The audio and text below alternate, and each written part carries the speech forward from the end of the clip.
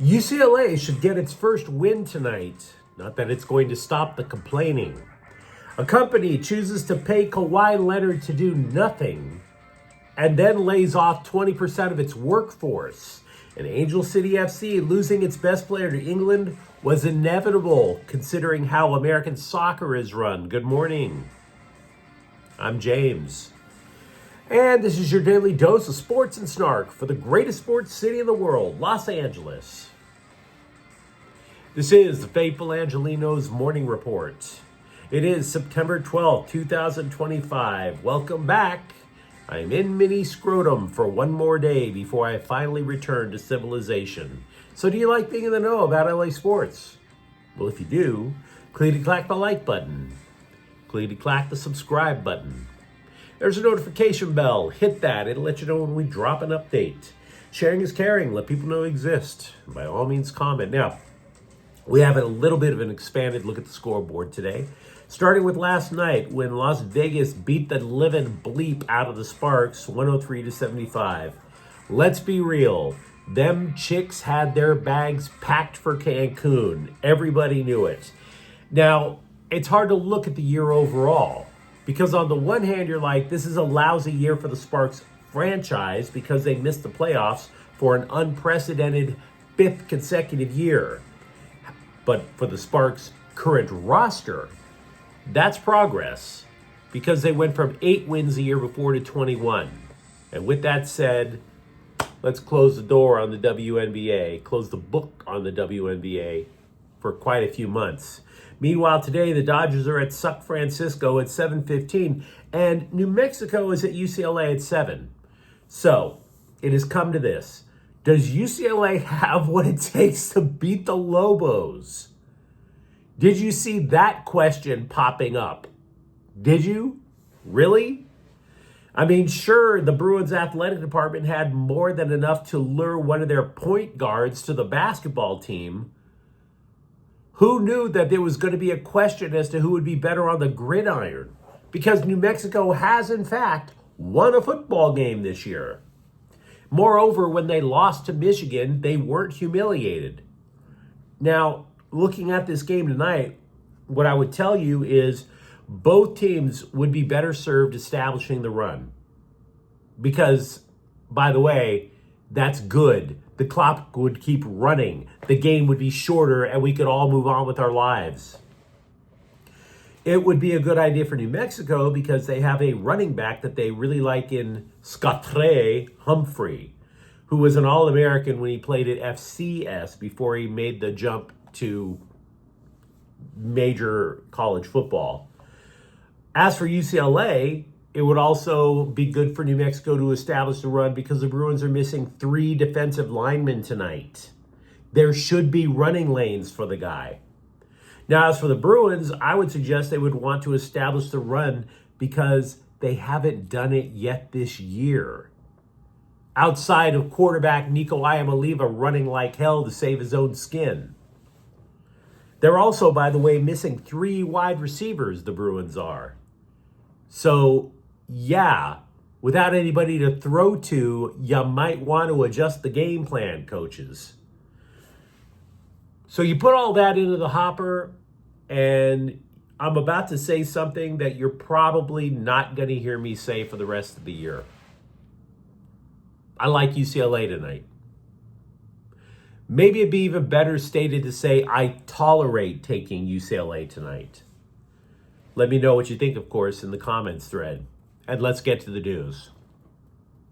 Yesterday, we recapped everything we had at the moment about the Clippers possibly beating the rap on allegedly creating an end run around the salary cap to pay Kawhi Leonard.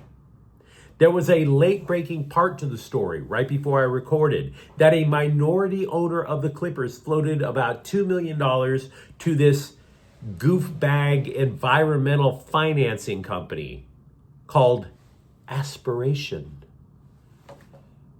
Environmental financing. You thought some of those crypto meme coins sounded sketch, right? But I digress. So the guy cuts a check for $2 million, and then miraculously, $1.75 million winds up in Leonard's bank account from Aspiration.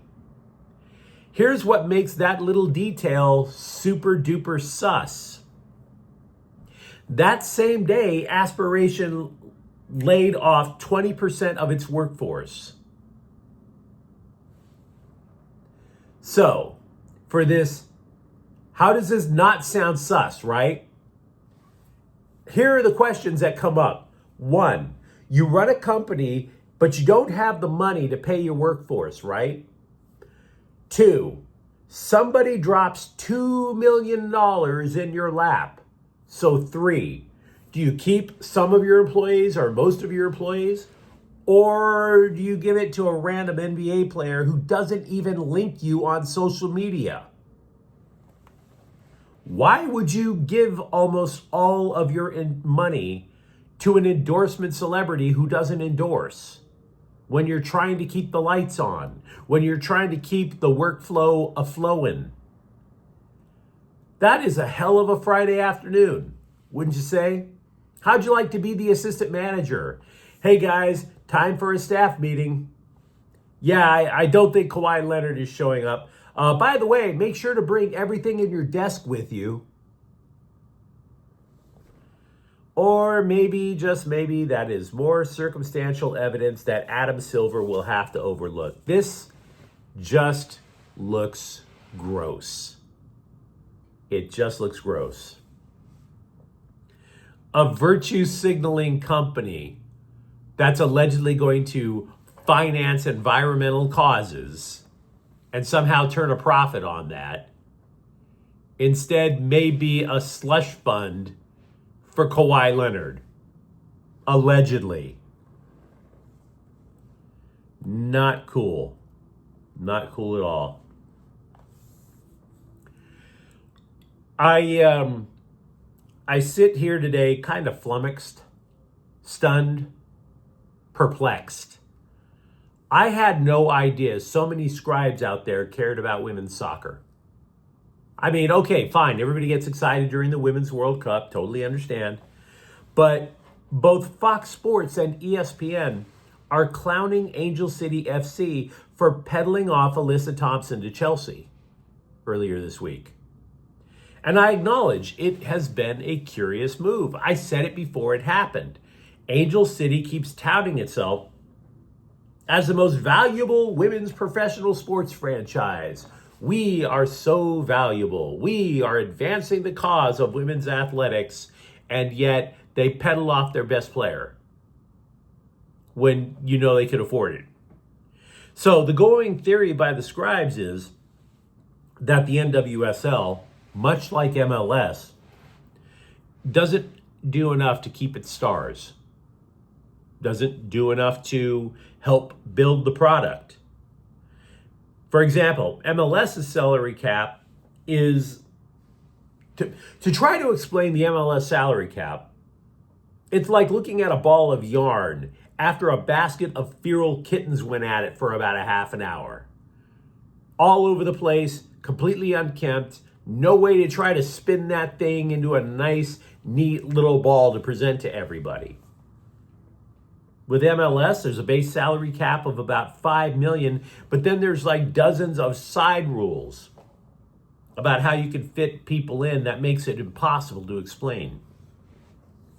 NWSL is even more draconian. Their salary cap is $3.5 million.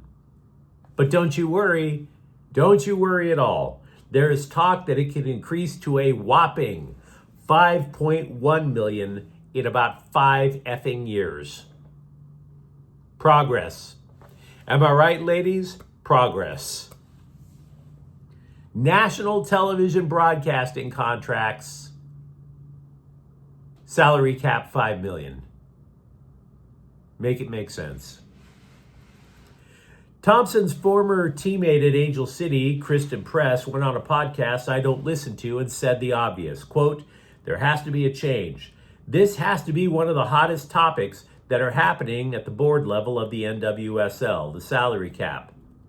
I know clubs in the NWSL that are ambitious clubs that want to be able to compete with the likes of Chelsea. These teams are capped out. They are going to lose their best players, unquote. And as a soccer fan, I agree. Because I root for the LA Galaxy.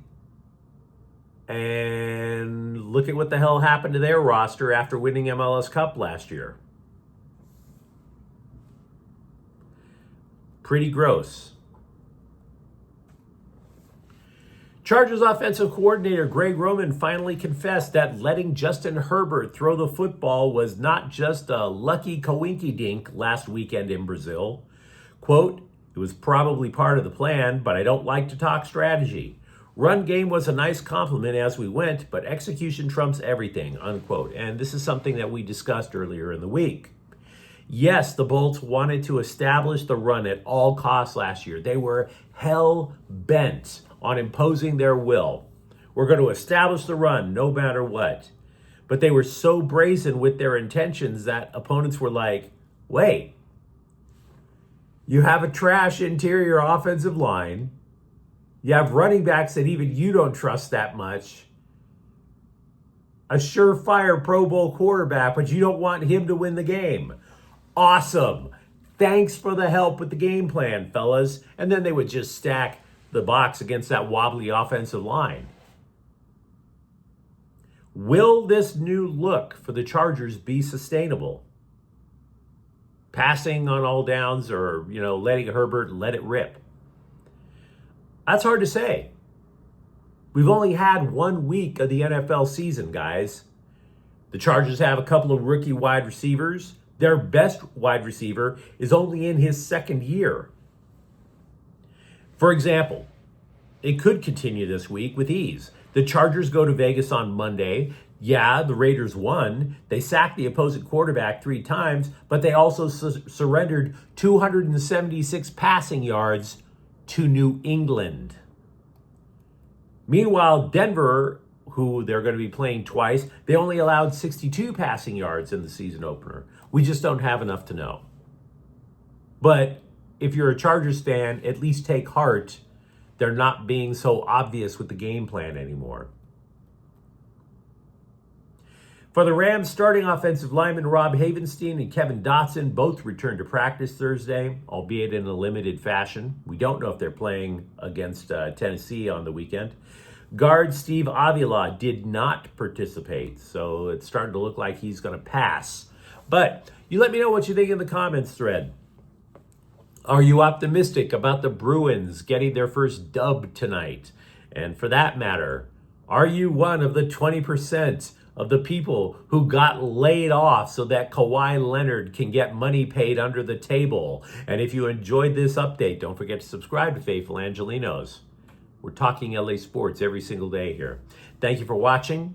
I'm James, and we'll be back tomorrow. Faithful Angelenos is a Kian Corte El Queso production. Take care.